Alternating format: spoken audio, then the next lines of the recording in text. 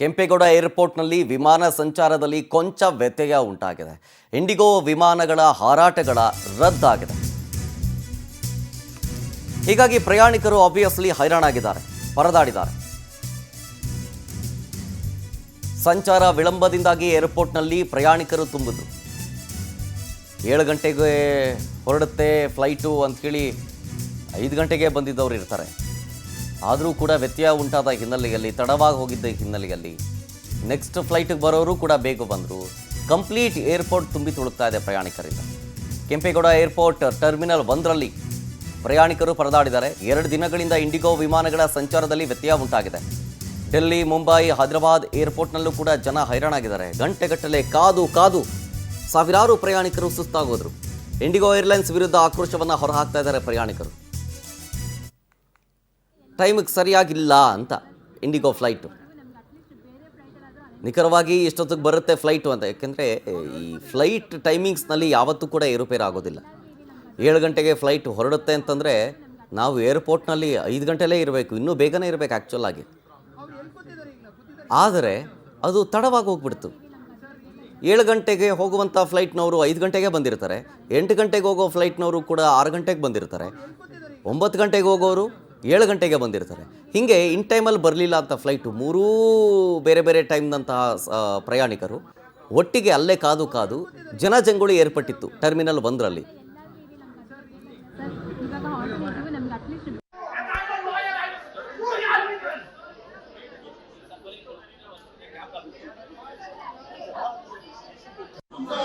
ನೋಡ್ತಾ ಇದ್ದೀರಾ ನಾವು ರಾತ್ರಿ 9 ಇಲ್ಲಿ ಬೆಳಿಗ್ಗೆ ನಿನ್ನೆ ರಾತ್ರಿ 7 ಗಂಟೆ ನಾವಿಲ್ಲಿ ಬಂದಿದ್ದು. ಈಗ ಬೆಳಗ್ಗೆ 7 ಗಂಟೆ ಆಗಿದೆ. ಯಾವುದೇ ರೀತಿಯಾದ ರೆಸ್ಪಾನ್ಸ್ ಇಲ್ಲ. 9:20ಕ್ಕೆ ನಮ್ಗೆ ಇದ್ದಂಥ ಫ್ಲೈಟ್ ಭುವನೇಶ್ವರಿಗೆ. ಇದುವರೆಗೂ ಅದ್ರ ಬಗ್ಗೆ ಯಾವುದೇ ಒಂದು ಮಾಹಿತಿ ಕೇಳ್ತಾ ಇದ್ದಾಗ 1 ಅವರ್ 2 ಅವರ್ ಅಂತ ಕಾಲ ಕರ್ಕೊಂಡು ಹೋಗ್ತಾನೆ ಇದ್ದಾರೆ. ಪರಿಸ್ಥಿತಿ ನೋಡ್ತಾ ಇದ್ದಾರೆ. ವಯಸ್ಸಾದರೂ ವಯೋವೃದ್ಧರು ಎಲ್ಲ ತುಂಬ ಜನ ಇದ್ದಾರೆ. ಒಬ್ಬರಿಗೂ ಸೌಕರ್ಯ ಕೂಡ ಇಲ್ಲ. ವರ್ಷ ಆಗಿದೆ. 24 ಗಂಟೆ ವ್ಯಾಲಿಡ್ ರೀಸನ್ ಕೂಡ ಕೊಡ್ತಾ ಇಲ್ಲ.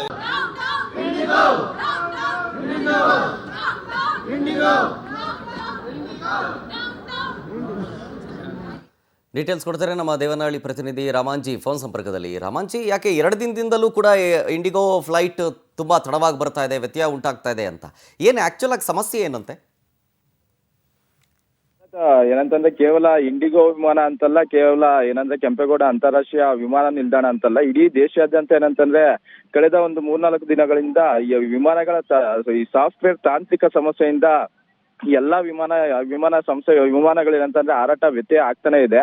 ಒಂದ್ ಕಡೆ ಇತ್ತೀಚೆಗೆ ಕಳೆದ ಒಂದು ವಾರದ ಹಿಂದೆ ಏನಂತಂದ್ರೆ ಇಥಿಯೋಪಿಯಾದಲ್ಲಿ ಆದಂತ ಜ್ವಾಲಾಮುಖಿಯಿಂದ ಒಂದು ಸಮಸ್ಯೆ ಆಗಿತ್ತು. ಮತ್ತೆ ಅಲ್ಲಿ ಇಡೀ ವಿಶ್ವಾದ್ಯಂತ ಆ ವಿಮಾನಗಳ ಹಾರಾಟದಲ್ಲಿ ಏನಂತ ವ್ಯತ್ಯಯ ಆಗಿತ್ತು. ತದನಂತರ ಏನಂತ ದಟ್ಟ ಮಂಜಿನ ಕಾರಣ ಸಹ ಇತ್ತೀಚೆಗೆ ಏನಂತಂದ್ರೆ ಈ ವಿಮಾನ ಹಾರಾಟಗಳಲ್ಲಿ ವ್ಯತ್ಯಯ ಆಗ್ತಾ ಇತ್ತು. ಇನ್ನ ಏನಂತಂದ್ರೆ ಪ್ರಮುಖವಾಗಿ ಈ 2 ಸಮಸ್ಯೆ ಹೊರತುಪಡಿಸಿ ಇತ್ತೀಚೆಗೆ ಏನಂತಂದ್ರೆ ನಮ್ಮ ದೇಶದಲ್ಲಿ ಏನಂತಂದ್ರೆ ಈ ವಿಮಾನಗಳ ಸಾಫ್ಟ್ವೇರ್ ತಾಂತ್ರಿಕ ಸಮಸ್ಯೆಯಿಂದ ಎಲ್ಲಾ ಇಂಡಿಗೋ ಅಂತಲ್ಲ ಎಲ್ಲಾ ವಿಮಾನಗಳ ಹಾರಾಟ ವ್ಯತ್ಯಯ ಸಾಕಷ್ಟು ಆಗ್ತಾ ಇತ್ತು. ಇದರಿಂದ ಏನಂತಂದ್ರೆ ಪ್ರಯಾಣಿಕರು ಸಾಕಷ್ಟು ಸಮಸ್ಯೆನೂ ಸಹ ಅನುಭವಿಸ್ತಾ ಇದ್ರು.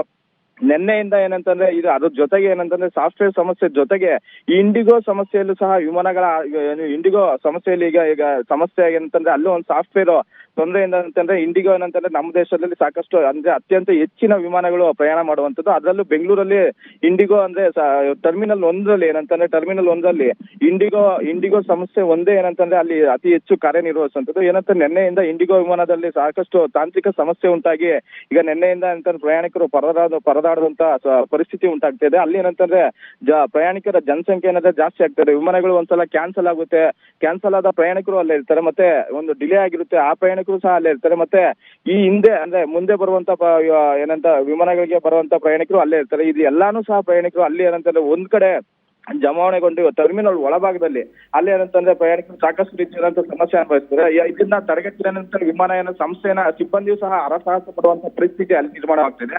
ಈ ಒಂದು ಸಮಸ್ಯೆ ಇನ್ನಷ್ಟು ಮುಂದುವರಿಕೆ ಆಗ್ತಿದೆ. ಪ್ರಯಾಣಿಕರು ಏನಂತಂದ್ರೆ ಏರ್ಪೋರ್ಟ್ ಹೋಗುವ ಮುಂಚೆ ಅಂತಂದ್ರೆ ಈ ಒಂದು ಸಮಸ್ಯೆ ಪ್ಲೇಸ್ ಅವರ ಫ್ಲೈಟ್ ಸ್ಟೇಟಸ್ ನ ಚೆಕ್ ಮಾಡಿಕೊಂಡು ಏರ್ಪೋರ್ಟ್ಗೆ ಹೋಗೋದಂತದ್ದು ಅಂದ್ರೆ ಒಳ್ಳೇದು ಅಂತ ಹೇಳ್ಬೋದಾಗುತ್ತೆ Sharath. Okay, thank you Ramanji ಡೀಟೇಲ್ಸ್ಗಾಗಿ.